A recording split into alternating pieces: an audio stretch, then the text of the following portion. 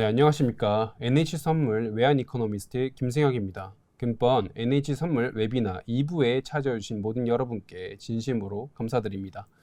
저희가 1부에는 하반기 주식시장 관련돼서 코스피가 어떠한 방향으로 갈 건지, 그렇다면 그 이유가 매크로적 이유로는 어떤 것들이 존재하고 있는지에 대해서 좀 거시적인 관점에서 좀 다뤄봤어요. 그러면서 저희가 이번 2부 시간에 무엇을 얘기할지에 대해서 또 간략하게 설명을 드렸는데, 아무래도 좀 매크로적인 뷰를 저희가 1부에서 진행을 했기 때문에 2부에서는 좀 더 이제 세부적으로, 예를 들어 챗 GPT는 좀 어떻게 진행이 되고 있는지, AI는 어떠한 기술들이 지금 또 진행이 되고 있는지, 또한 뭐 인구 구조 같은 것들은 좀 어떻게 주식시장에 영향을 미치고 있는지 좀 미시적인 관점을 통해서 다뤄볼까 하고 있습니다. 그래서 저희가 이번 주제에서도 저희가 1부에 모셨던 나정환 책임연구원님을 다시 모셨습니다. 네, 안녕하세요. 안녕하세요. 네, 이번은 좀 어떤 주제를 중심으로 말씀을 해주세요.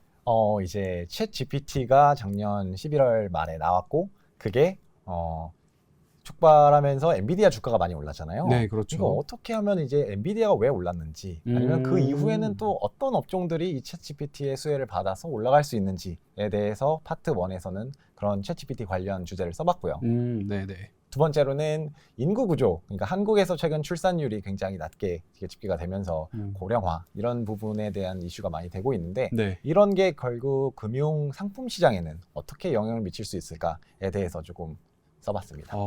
제가 아까도 사실 중간에 말씀을 드렸지만 인구 구조 관련돼서는 저는 상당히 좀 개인적으로 관심이 많이 가는 주제고요. 엔비디아 관련된 이슈는 최근에 이제 시장 사람들이 많이 궁금해하는 그런 주제잖아요. 맞습니다. 급등했던 이유로부터 시작해서 왜 이렇게까지 사실 오를 만한 이유가 있느냐, 뭐 이런 것들 정말 좀 기대가 됩니다. 그렇다면 2부 천천히 좀 진행을 부탁드릴게요. 네. 우선 챗 GPT가 가져올 미래 같은 경우, 전반적인 그림을 먼저 설명을 드리자면은, 이제 챗 GPT로 인해서 수혜를 볼 수 있는 그런 업종 같은 경우에는 하드웨어, IT 하드웨어가 있고 IT 소프트웨어가 있다라고 보시면 됩니다. 일단 큰 그림에서 봤을 때는 이 빅테크 기업들이 AI 모델을 개발하려고, 더 나은 성능으로 개발을 하려고 경쟁을 하게 되잖아요. 그렇게 되면서 이런 경쟁이 심화될수록 이 경쟁이 필요한 건 결국에는 GPU, 이런 하드웨어거든요. 그러니까 GPU 수요가 확대될 수 있는 요인이고, 그렇기 때문에 엔비디아가 많이 올랐다라고 보시면 됩니다. 하지만 GPU를 생산하는 것은 엔비디아밖에 없는 건 아닌데 왜 엔비디아가 더 올랐냐? 왜냐면은 엔비디아가 갖고 있는 GPU가 좀 더 성능이 AMD보다는 뛰어나기 때문에 라고 좀 말씀을 드리고 싶습니다. 그 중장기적으로는 또 IT 소프트웨어 쪽으로도 발전을 할 수가 있습니다. 챗 GPT가 결국에는 이게 그 소프트웨어이고 사람들이 사용하는 거는 소프트웨어이기 때문에 초기 국면에서는 엔비디아가 주가가 많이 올랐지만 결국 나중으로 갈수록은 그 AT 소프트웨어 쪽으로 주가가 많이 오를 수 있다라고 생각이 되고 있습니다.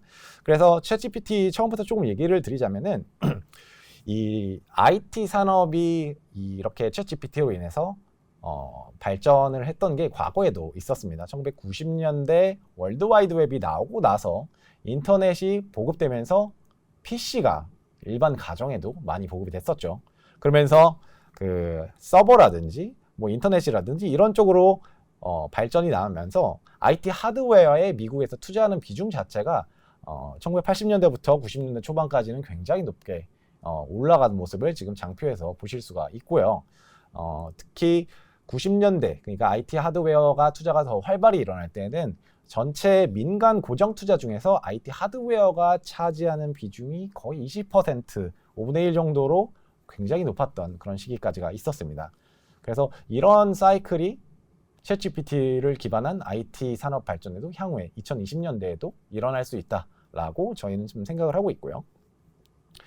결국에는 이 인텔 같은 거에 주가가 많이 올랐는데, 이 WWW가 나오고 나서 인터넷을 이제 활용할 수 있는 거는 결국은 컴퓨터가 있어야지 인터넷을 사용할 수 있었기 때문에, 이런 컴퓨터를 보급하는데 가장 관련되었던 기업 인텔이 있죠.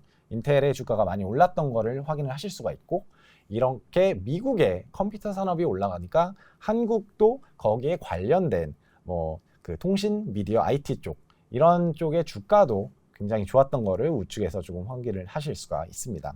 하드웨어에서 좋았고 이런 쪽은 소프트웨어 쪽으로 결국에는 좀 이동을 하게 되는데 2000년 이전의 마이크로소프트의 매출 추이를 보시면은 이 마이크로소프트웨어 자체 소프트도 인터넷 쪽에서 굉장한 혁신을 보였던 그런 기업입니다. 혹시 윈도우즈 95를 써보셨나요?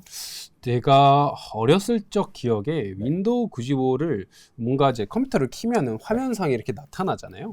그랬던 좀 기억이 나는데 최근 들어는 그 이후에는 제가 뭐 XP 이런 걸로 좀 기억이 나고 최근 들어는 그런 모습을 아예 못 본 것 같네요. 그렇죠. 이게 굉장히 저도 95는 제가 기억이 잘 안 나는데 그 전에는 95 이전에는 도스를 사용해서 저희가 일반적으로 아는 마우스에서 클릭해서 폴더를 열고 하는 그런 형태가 아니었고 그런 형태에서 저희가 일반적으로 아는 그래픽 UI로 넘어온 게 이제 윈도우즈 95.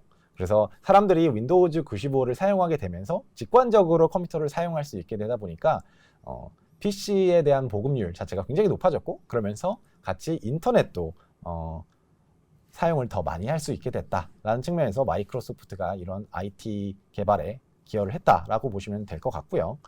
이렇게 마이크로소프트 이외에도 다른 기업들도 많습니다. 그 구글이라든지 아마존 같은 경우도 그 새로운 기술, 인터넷의 대중화에 좀 기여를 많이 한 그런 기업들인데 구글 같은 경우 페이지 랭크라고 알고리즘 기반의 그런 검색을 좀 더 효과적으로 빠르게 이렇게 가져올 수 있는 그런 엔진을 개발을 했습니다.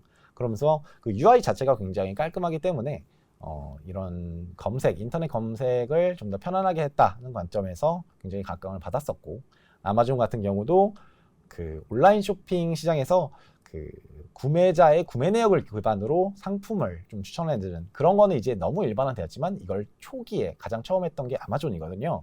그래서 이런 점에서 고객의 편의성을 증진시켰다는 측면에서 이런 기업들이 결국 IT 소프트웨어 쪽에서 빅테크로 성장을 했다라고 보고 있습니다. 그래서 IT 기술이 결국 이렇게 초기 부분에는 하드웨어 쪽으로 투자를 될 수 있고 나중에는 소프트웨어 쪽으로 넘어갈 건데 일단 하드웨어 쪽으로 조금 더 말씀을 드리자면은 이 챗GPT는 결국에는 마이크로소프트가 만든 게 아니라 오픈 AI라는 그런 기업이 만들었죠. 이 모델을 개발을 했는데 여기 원가 구조를 보시면은 이 소프트웨어 쪽보다는 하드웨어 쪽의 그 원가 비중이 굉장히 높습니다. 뭐 메모리라든지 네트워크 이런 뭐 CPU 이런 쪽도 높은데 여기에서 좀 많은 비중을 차지하는 게 GPU입니다. 여기 GPU 1반계라고 썼는데 이 GPU 1반계가 결국에는 엔비디아에서 만든 GPU를 사용을 했기 때문에 최근에 엔비디아 주가가 많이 올랐는데 엔비디아 측에서는 이렇게 뭐 오픈 AI가 만든 뭐 AI 모델이든 다른 그 회사에서 만든 AI 모델이든 결국에는 엔비디아의 그 GPU를 사용할 수밖에 없다라고 생각을 하고 이런 그 GPU 수요 자체가 굉장히 높아질 거다, 계속 늘어날 거다라고 생각을 하고 있기 때문에 주가가 크게 올랐다라고 보시면 되고요. 엔비디아 같은 경우 사업 부분별로 봤을 때도 이 데이터 센터 비중 자체는 굉장히 높은데 이게 줄지를 않고 있습니다. 그러니까 이런 쪽의 하드웨어 설비 투자는 계속해서 좀 일어날 거다라고 보고 있기 때문에 계속 줄지 않는 게 아닐까라고 보고 있고요. 이 GPT-3 같은 경우에는 이 아까 GPU 1만 개가 많이 사용됐다고 하는데 이거를 초기에 훈련 과정에서 1만 개가 넘는 그 A100, 그 엔비디아의 GPU 시리즈 중에 하나는 A100이 많이 사용이 됐고요. 이 A100에 또 들어가는 게 뭐냐면은 삼성전자라든지 아니면은 SK 하이닉스에서 만들고 있는 그 HBM 광대역폭 메모리 이게 많이 들어가거든요. 이 결국에는 그 데이터 센터에서 계속 투자가 많이 이루어지고 이런 쪽으로 설비 투자가 이루어지게 되면은 GPU도 많이 들어가게 되지만 삼성전자하고 SK 하이닉스에서 생산하는 HBM 메모리 이게 결국 늘어날 수밖에 없는 그런 구조다라고 생각을 하고 있습니다. 그래서 삼성전자 쪽하고 SK 하이닉스 쪽의 이런 그 디램 쪽 보시면은 뭐 아직 그래픽스 부분보다는 서버 쪽 향의 메모리가 굉장히 높은 걸 보실 수가 있습니다. 그래서 이 서버 쪽으로 삼성전자하고 SK 하이닉스 이 매출 비중 자체가 좀 계속 되고 있고 이 광대역폭 고대역 메모리 반도체 수요가 개선되면은 이 부분이 늘어나면서 반도체 쪽의 업황에는 좀 개선할 수 있는 그런 요인으로 작용할 수 있다라고 생각을 하고 있고요. 이 부분이 이제는 소프트웨어 쪽으로 좀 다시 넘어가자면은 앞서 보여드렸던 장표인데 여기다 제가 IT 소프트웨어 투자 비중을 또 추가를 했습니다. 여기 보시면 아시겠지만 윈도우즈 95 아까 말씀드렸는데 그 이후로는 인터넷 검색이라든지 인터넷 쇼핑 이런 게 좀 더 대중화되면서 그 미국 민간 고정 투자 중에서 IT 소프트웨어 투자 비중도 95년도 이후로 전반적으로 계속 올라가는 걸 보실 수가 있습니다. 지금 2022년인데 이제는 이 IT 소프트웨어 투자 비중이 더 높은 거를 지금 보실 수가 있어요. 그래서 결국에는 초기 부분에는 IT 하드웨어가 굉장히 빠르게 설비 투자가 이루어지면서 주가도 그런 쪽에 집중이 되고 있지만 결국에는 소프트웨어 쪽으로 가게 되지 않을까라고 생각을 하고 있고요. 지금은 소프트웨어 쪽으로 어떻게 이게 발전이 될 건가? 결국에는 다른 산업과 이 AI 모델 자체가 결합하는 그런 과정으로 갈 수밖에 없다라고 생각을 합니다. 최근에 마이크로소프트 애저라는 그 클라우드 서비스가 있습니다. 이 클라우드 서비스에서 제공하는 거는 챗 GPT의 API를 개별 기업에다가 제공을 하고 있어요. 그러니까 개별 기업 개별 소프트웨어라든지 앱을 개발하는 기업의 입장에서는 그 마이크로소프트 애주르의 그 챗GPT API를 받아서 챗GPT 기능을 자사가 보유하고 있는 소프트웨어에 적용시킬 수 있는 그런 앱이 나올 수 있다라는 거고요.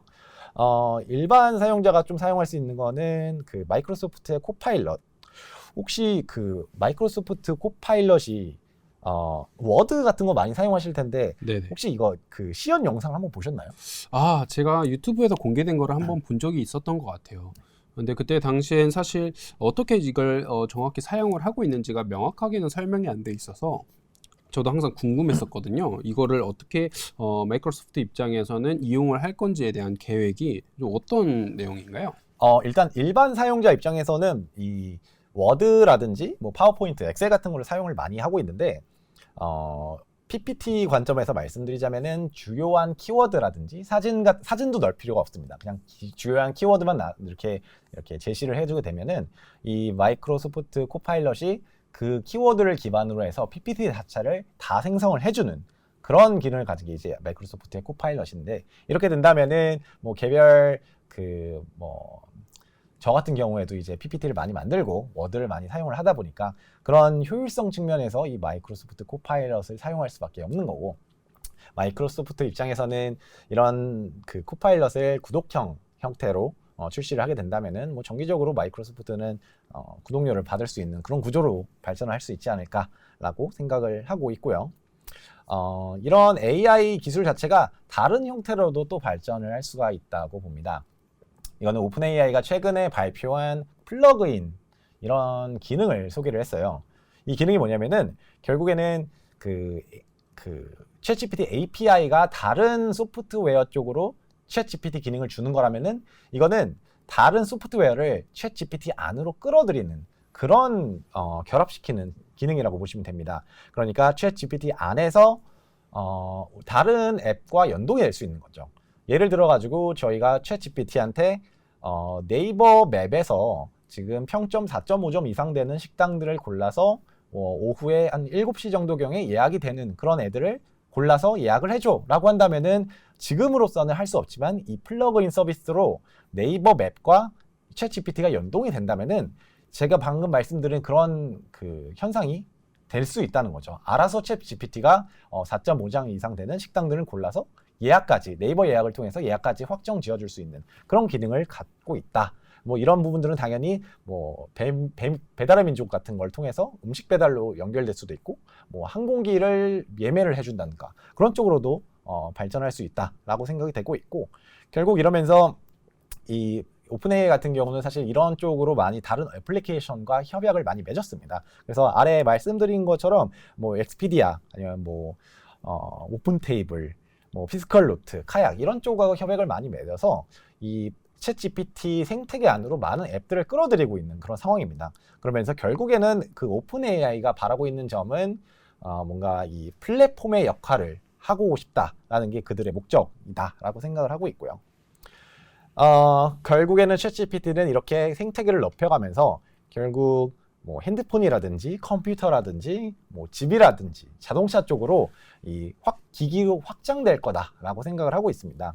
사실 뭐 GM 자체는 챗 GPT의 API를 활용해서 그 음성 기반의 AI 어시스턴트를 자동차에 탑재할 거다라고 이미 발표를 했고요. 그래서 이런 추세는 계속해서 지속이 될 수 있다라고 좀 생각을 하고 있습니다.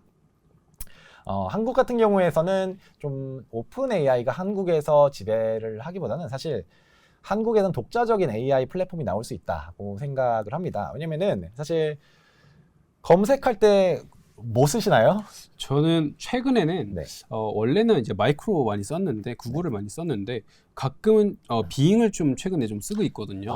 아무래도 이제 빙에서의 사실 두 가지 언어 모델이 이제 주요 그쵸. 지금 핫하잖아요. 네. 아무래도 이제 빙을 통해서도 이제 그 챗GPT가 아닌 또 다른 어떤 언어 플랫폼을 써보다가 그 다음에 챗GPT는 아무래도 자연어 처리를 더 원활하게 해주다 보니까 네. 약간 제 요구를 좀 더 잘 들어주는 느낌이고 그렇지만 맞습니다. 뭔가 네. 거짓말을 할 수도 네, 있는 맞아요. 네, 그런 느낌이 있고 네. 이제 빙 쪽에서의 언어는 아무래도 제가 이제 물어보는 거를 다 검색 기반으로 나오고 소스까지도 알려주니까 네. 뭔가 이제 대화하는 느낌은 좀 덜하지만 실제로 이제 신빙성 있는 데이터를 얻을 때는 좀 빙을 이용하고 저는 이 두 개를 약간 좀 병행하면서 사용을 하고 있어요.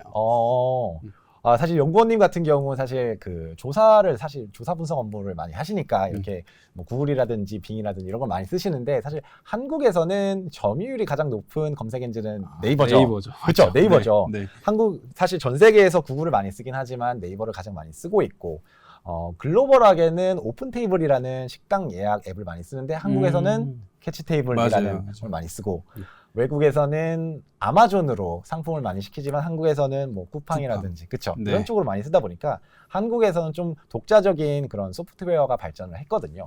그렇기 때문에 오픈 AI가 뭐 다른 이런 글로벌 하고 있는 소프트웨어 앱 그런 것과 이렇게 협약을 잘 맺긴 하지만 한국에서는 이런 뭐 네이버라든지 캐치 테이블이라든지 뭐 배민이라든지 이런 쪽으로 협약을 잘 맺을 수 있는 한국의 독자적인 AI 플랫폼이 나올 수 있다라고 조금 생각을 하고 있습니다.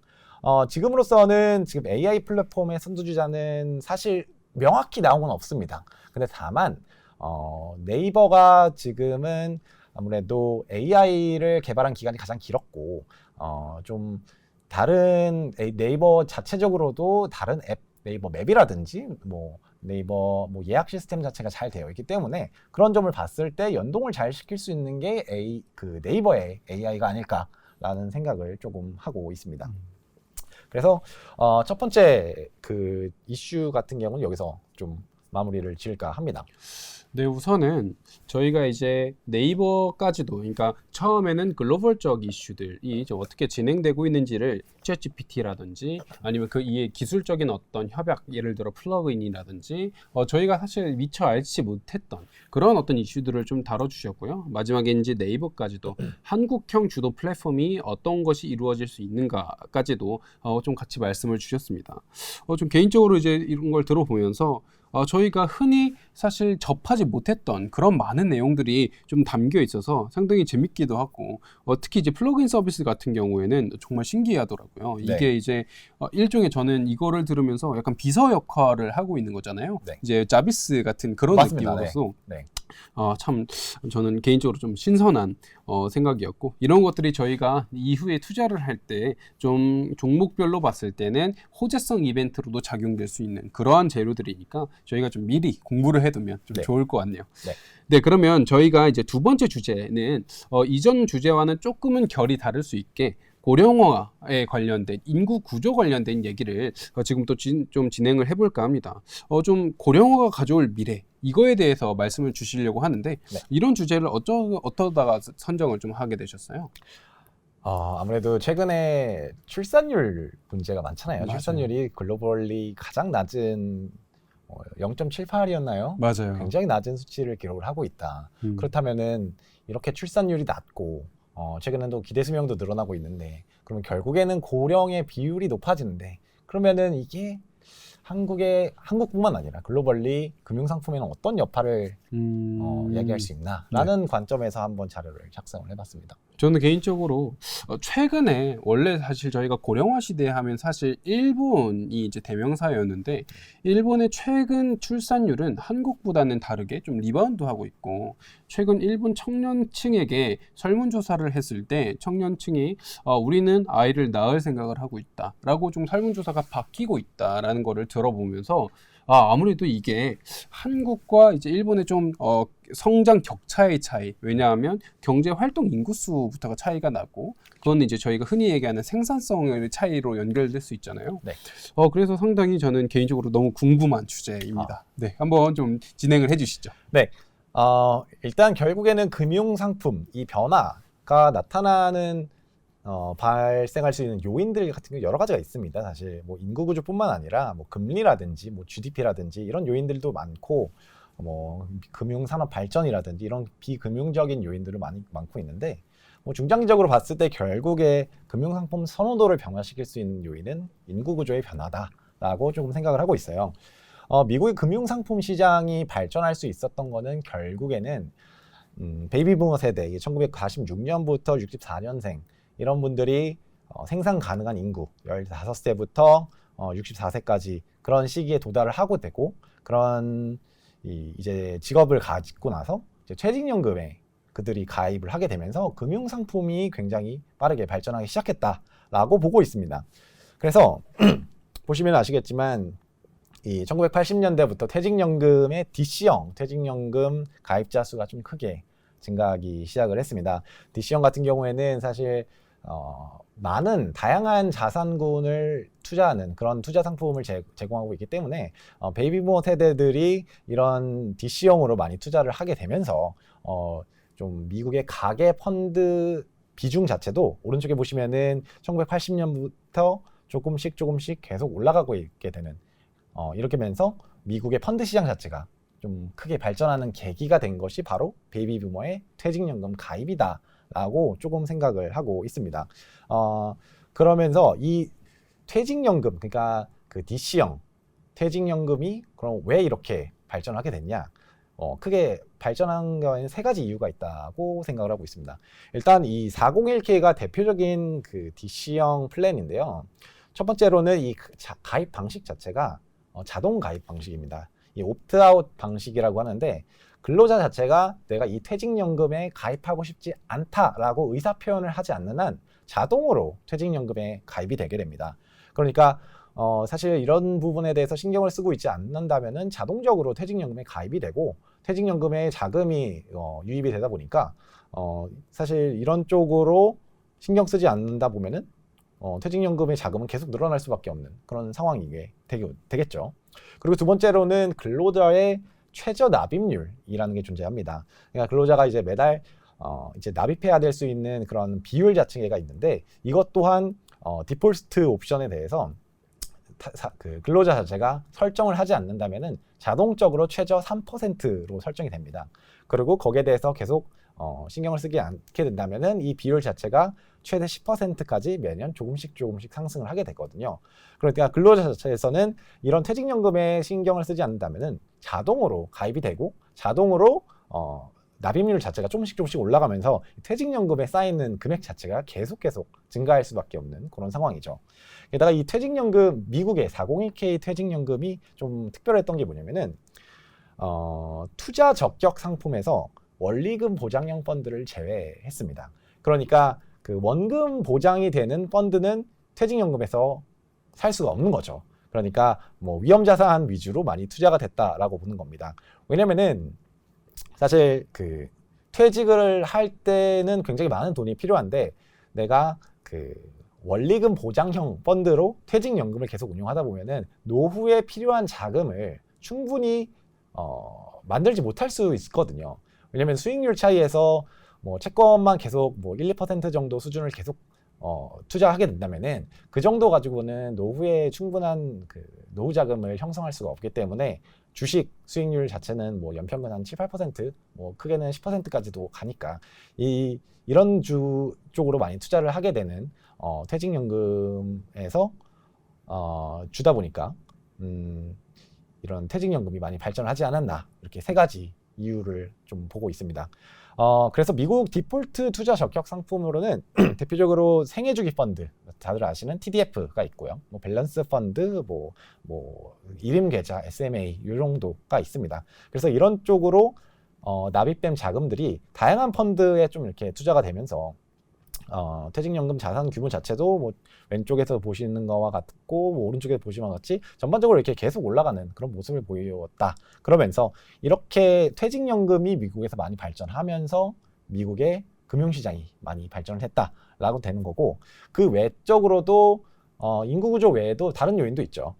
미국의 금리 자체가 예전에는 뭐 10% 넘었었는데 1990년대 이후로 넘어오면서 이 두 자릿수를 보였던 수익률 자체가 한 자릿수로 내려오다 보니까 또 다른 고수익 상품을 또 찾게 되겠죠, 사람들이. 그러면서 주식형 펀드를 좀 더 많이 사거나 아니면은 뭐 다른 뭐 부동산이라든지 그런 다른 고수익 상품을 추구하다 보니까, 그렇기 때문에 이 미국에서도 금융자산 중 예금이 차지하는 비중 자체가 조금씩 내려가기 시작하고, 뭐 주식 같은 위험 자산이 차지하는 비중이 조금씩 올라가는 것을 우측 그래프에서 좀 확인을 하실 수 있다고 보고 있습니다.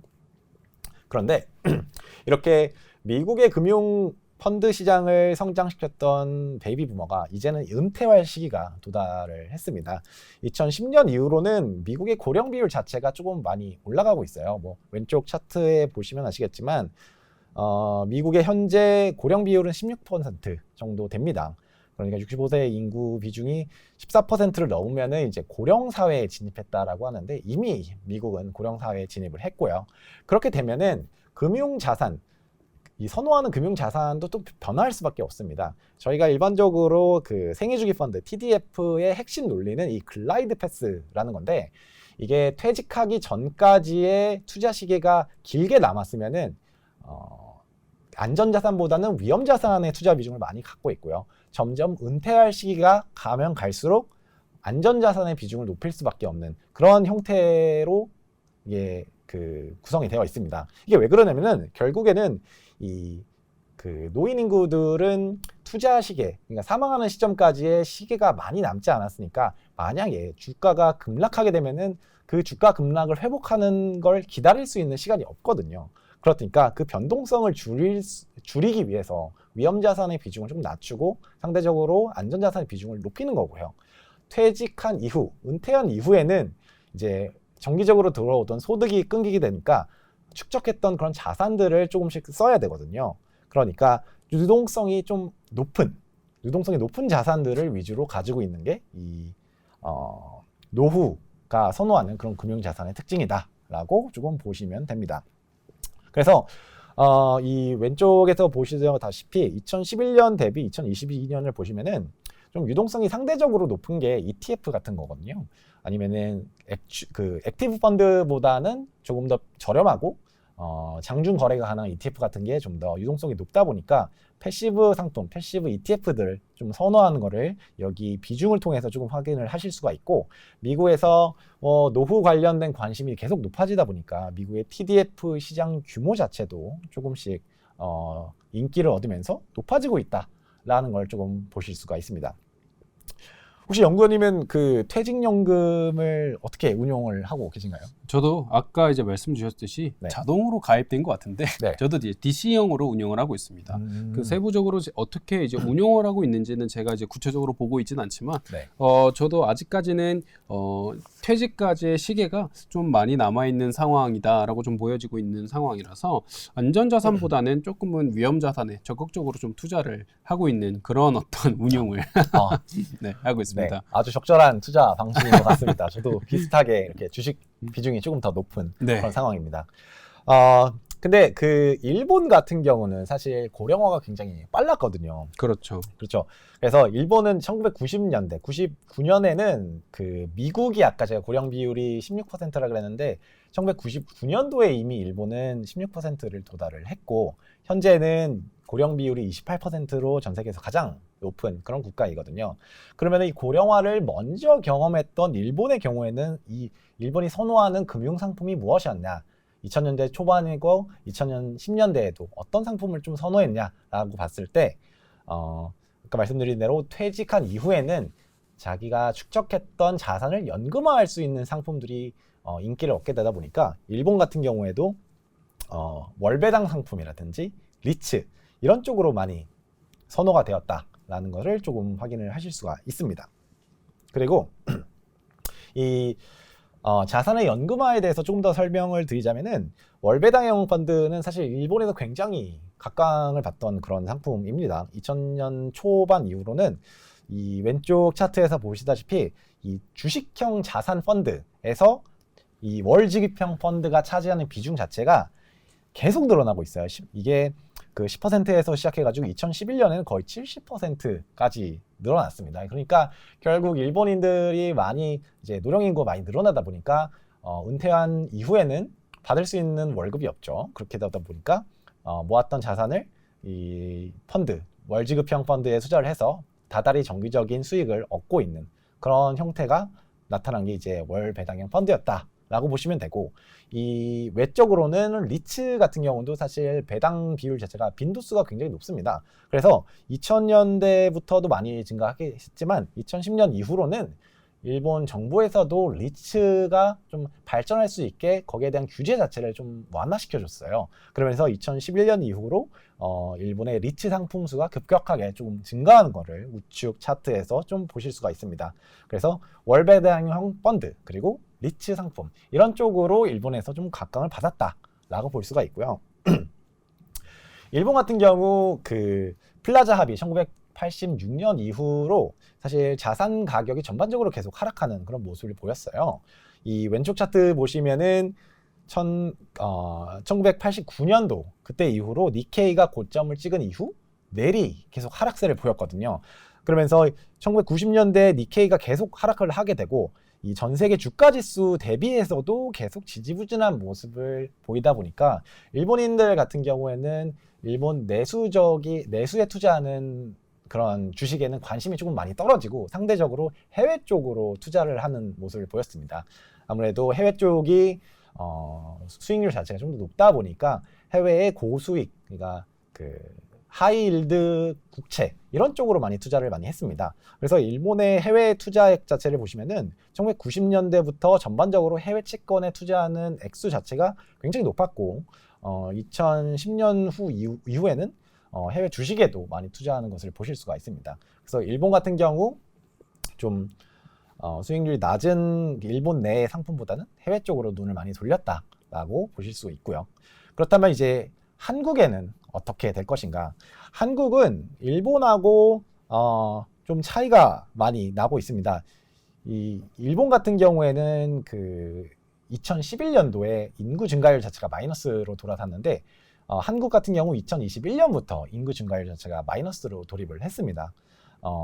그래서 일본하고 한 10년 정도 차이가 나니까 결국에는 일본의 금융상품 발전 그런 방향하고 비슷한 결로 가지 않을까라고 생각하고 있고, 고령 비율 자체도 2030년에는 20%를 상회할 거다라고 예측이 되고 있어요.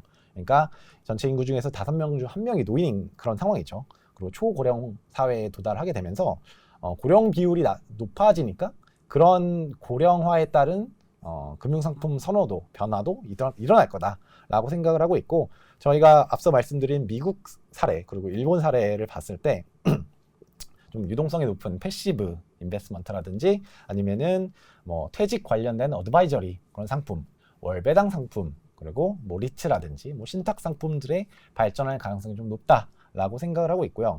한국의 현재 지금 상황을 조금 살펴보자면은 한국인들이 부동산을 굉장히 좋아합니다. 이 표를 보시면은 이 한국의 비금융 자산이 64%입니다. 이 미국, 일본, 영국, 호주를 보시면은 뭐 호주도 굉장히 높긴 한데 일반적으로 미국, 일본, 영국을 보면 대비해서는 그 한국의 비금융 자산, 그러니까 부동산이죠. 부동산이 차지하는 비중이 굉장히 높아요. 그리고 심지어 금융 자산, 그러니까 금융 자산에서 투자를 했을 때도 현금 비중이 굉장히 높습니다. 그러니까 안전한 거를 한국 사람들이 굉장히 좀 좋아한다라는 걸 좀 보실 수 있고요. 반면에 이 한국인들 같은 경우 이 보험과 연금의 비중 자체가 그렇게 높은 편은 아닙니다. 미국 같은 경우 한 20% 금융 자산 중에서 보험, 연금이 차지하는 비중이 20%, 뭐 일본이 17% 이 정도 되는데 한국은 그것보다 낮은 10%밖에 차지를 안 하고 있다 보니까 고령 연금이 많아지면서 노후에 대한 연금에 대한 조금 관심이 부각이 됐을 때 연금 아니면 보험 쪽 이런 쪽으로 좀 투자 비중이 확대될 여지가 남아 있다라고 생각을 하고 있고요. 한국인 같은 경우에는 안전자산을 굉장히 좋아한다고 말씀을 드렸는데 퇴직연금에서도 이런 게 좀 나타나고 있어요. 퇴직연금 자산은 DB형 위주로 많이 성장을 했습니다. 2015년도부터 21년까지 보시면은 DB형 자산이 굉장히 늘어나고 있는데 뭐 반면에 DC형은 잘 늘어나지 않고 있다라는 걸 볼 수 있고요. 우측에도 원리금 보장형, 그러니까 DC형을 투자를 했더라도 이게 한국 같은 경우에는 원리금 보장형 펀드에 투자를 할 수 있다 보니까 원리금 보장을 투자하는 비중이 굉장히 높아요. 그러니까 안전한 거를 계속 한국인들이 선호를 하고 있다. 근데 이렇게 되면은 결국에는 노후에 노후 자금을 충분히 축적하지 못할 가능성이 있기 때문에 이런 그 실적 배당형으로 결국에는 좀 투자를 해야 되지 않을까라는 생각을 갖고 있고요. 최근에는 디폴트 옵션이 도입이 됐습니다. 그래서 작년 7월부터 이게 도입이 돼서 미국과 비슷하게 운용지수를 내리지 않으면은 결국에는 자동적으로 뭐 투자자가 사전에 지정한 그런 투자 적격 상품, 뭐 TDF 밸런스 펀드 아니면 원리금 보장형 펀드도 한국에는 포함이 되어 있긴 합니다. 그렇지만 다른 뭐 이런 그 TDF 밸런스 펀드 이런 실적 배당형 펀드가 포함되어 있기 때문에 이런 쪽으로 좀 더 자산이 옮겨가지 않을까라고 생각을 하고 있습니다. 그리고 TDF 같은 경우에는 좀 더 시장의 성장세가 기대가 되고 있는데 왜냐하면 최근에 뭐 앞서 말씀드린 것처럼 고령화가 계속 진행이 되고 있다 보니까 노후 이후에 대한 관심도가 높아지면서 퇴직연금 설정 펀드액 중에서 TDF 관련 설정 비중 자체가 계속 늘어나고 있어요. 2016년에는 거의 미미한 수준이었는데 이게 17년도, 18년도, 19년도 올라가면서 비중이 계속 늘어나고 있답니다. 그러니까 결국에는 사람들이 TDF 쪽으로 퇴직연금을 설정을 계속 하고 있다라는 것을 확인을 하실 수가 있습니다. 그렇게 되면서 결국에는 수익률 자체에서도 실적 배당형이 당연히 원리금 보장형보다 좋다 보니까 이런 쪽으로 선택할 사람들이 많아질 거고 지금 90년대생 이제 2055년도에 퇴직을 예정한 사람들인데 그 사람들은 아직 그 TDF의 설정을 많이 안 했어요. 그 사람들은 이제 퇴직연금을 이제 막 사기 시작했으니까 이 그 90년대생이 투자할 여력이 아직 많다는 측면에서 봤을 때 퇴직연금 이제 90년대생들이 퇴직연금을 더 붓게 되면은 TDF 시장이 좀 더 커지지 않을까라는 생각을 조금 갖고 있습니다. 그 마지막으로는 한국의 좀 그 외적으로 부동산 비중이 높다고 말씀을 드렸었는데 그런 거를 자산을 연금화 시킬 수 있는 게 역모기지, 그러니까 주택연금이 있죠. 이런 쪽으로도 사람들이 최근에 가입자가 늘어나고 있다는 점에서 고령화가 됐을 때 주택연금 가입자 수가 늘어날 수 있다라고 생각하고 있고 뭐 ETF 같은 경우에는 상대적으로 좀 유동성이 높은 상품이다 보니까 ETF 시장에는 계속 추세적으로 계속 성장을 할 거다라고 생각을 하고 있습니다. 한 여기까지. 네, 우선 여기까지 제가 한번 쭉 들어봤는데 상당히 우선 우리나라 그러니까 이제 우리나라의 고령화는 이제부터는 인구 감소가 최근 시작됐고 일본 같은 경우에는 10년 전쯤 정도에 시작됐다. 그래서 일본의 금융 상품의 변화 과정을 우리나라가 팔로우업 할 거다. 그렇기 때문에 우리가 일본의 금융상품 변화에 대한 트래킹을 한번 해보자 라는 걸로 출발을 해서 이후에는 결국에는 안전자산에 대한 선호 심리가 올라갈 거고 그거에 따라서 연금형, 뭐 월급 배당형 이런 식으로 그리고 TDF까지 많은 어떤 금융상품의 선호 변화가 발생할 거다. 이렇게 좀 말씀을 해주셨습니다. 네. 저는 좀 재미있었던 거는 우리나라의 어떤 성향이 이제 부동산을 좀 더 많이 투자를 하고 그 다음에 뭐 현금 그리고 DC형에서도 원금 보장형 상품에 좀 더 많이 투자를 한다는 게 참 우리나라 사람들은 안전한 걸 좋아한다 이런 생각이 좀 들었고요. 네. 그 다음에 이제 우리나라랑 호주랑 이제 부동산의 투자 비율이 비슷하다라고 얘기를 한 게 최근에 이제 호주가 사실 금리를 이제 멈췄잖아요. 멈췄다가 다시 한번 인상을 했잖아요. 네. 우리나라도 호주랑 비슷한 흐름을 보이지 않을까라고 많은 분들이 생각을 하시는데 이런 어떤 금융적 상품 투자군의 유사성 이런 것들이 그런 어떤 우려를 그리고 생각을 좀 촉발하게 되는 계기 아닌가 뭐 이런 생각도 좀 들게 됐습니다. 그래서 이제 저랑 비슷하게 이제 생각을 하신 많은 분들께서 좀 질문을 몇 개 남겨주셨는데 우선은 사실 근데 연구원님께서 이제 이후에 설명을 해주신 그런 많은 부분들이긴 해요.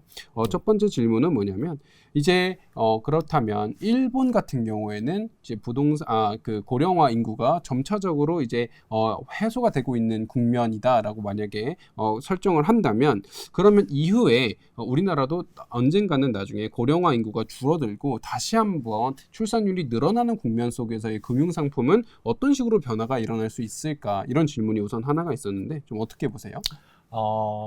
일본 같은 경우 말씀 주신 것처럼 고령화 그러니까 노인 인구 비중 자체가 조금 이제 오히려 줄어든다라고 말씀을 주셨고, 그런데 또 이게 또 보시면 아시겠지만 니케이 지수가 최근에 많이 오르고 있잖아요. 맞아요.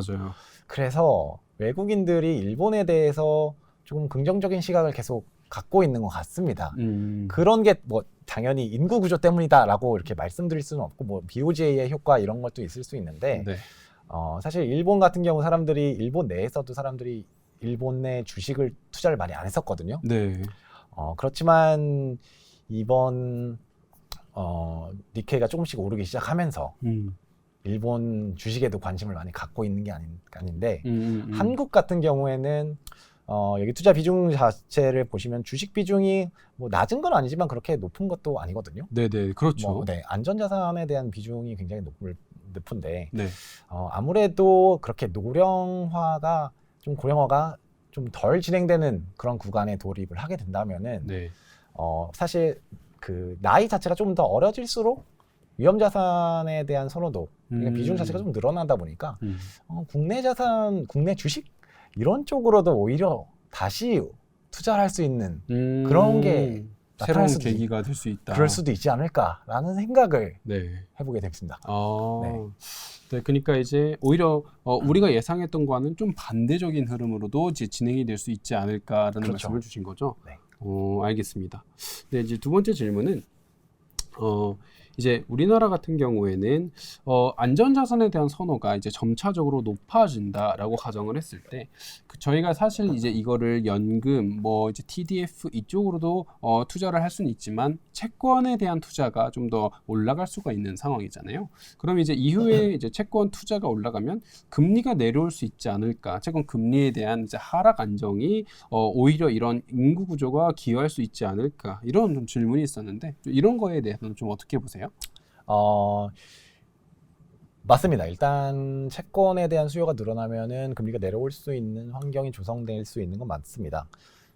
근데 일본의 경우에도 그랬듯이 이게 일본의 월배당형 상품들의 대다수가 투자하는 게 채권 쪽이 많았는데 채권이 그 일본 내에 있는 채권들이 아니라 해외에 있는 채권들, 뭐 브라질 채권 뭐 이런 쪽을 많이 선호를 했었습니다. 뭐 안전한데 수익률도 조금 높은 그런 쪽을 선호를 하다 보니까 한국 같은 경우에도 고령화가 진행이 되면서 채권 비중이 높아지는 거 맞는데 이게 다 무조건 한국에 있는 국내 채권을 투자하지는 않을 거거든요. 네, 그렇죠. 그러니까 해외 쪽으로도 투자 비중이 어느 정도 분산되다 보니까 이 고령화에 따른 채권 수요 확대가 국내 채권 금리를 낮추는 거는 어느 정도 있겠지만 그 좀 한계가 있지 않을까라는 생각을 하게 됩니다. 왜냐면 이게 그 자금 자체가 좀 분산되다 보니까 그렇죠, 맞아요. 네, 그럴 거라고 좀 생각을 합니다. 네, 아까도 이제 보여주신 그래프 중에서도 이제 27페이지 일본의 연도별 누적 해외 투자액을 보면은 해외 투자의 투자군이 상당히 많이 늘었었잖아요. 네. 이런 걸 보면 이제 우리나라도 이거와 비슷하게 이제 선진국 채권이라든지 아니면 이머징 국가들의 채권이지만 좀 안정적인 채권에 투자액이 늘면서 이제 국내 채권에 대한 유입액은 좀 제한될 수도 있지 않을까 이렇게 보신다라는 말씀이신 거죠. 네, 맞습니다. 네, 이거는 아주 새롭게 이제 신선한 시각으로 저희가 좀 볼 수 있지 않을까 생각을 하고 있습니다. 네, 우선 시간 관계상 여기서 Q&A는 좀 마무리를 해볼까 하고요. 네, 우선은 저희가 총 두 부를 통해서 1부에서는 주식시장 하반기 코스피랑 코스닥 그리고 우리나라의 주식시장이 어떻게 좀 운영될 수 있는지에 대한 매크로적 관점에서 좀 다뤄봤고요. 2부에서는 이걸 좀 더 세부적으로 뜯어보면서 IT, 그러니까 이제 챗 GPT라든지 아니면 실제 IT 테크에 대해서는 어떤 성장 가능성이 있는지, 그 다음에 인구 구조의 변화. 우리가 일본의 인구 구조는 이제 어떻게 보면 한국을 선행할 수 있기 때문에 이 인구 구조의 변화에 따라서 금융상품의 체제가 어떻게 변화할 수 있는지 이런 것들을 좀 총체적으로 다뤄봤습니다. 아무래도 저희가 하반기를 좀 대응하는 데 있어서 다양한 투자 포인트들이 있겠지만 이런 어떤 세부적인 디테일들을 같이 좀 가지고 가시면서 눈여겨보시는 것을 추천드리겠습니다. 네, 오늘 정말 유익한 시간 정말 감사드립니다. 네. 네, 지금까지 수고해주신 나정환 책임연구원님이셨습니다. 수고 많으셨습니다. 감사합니다.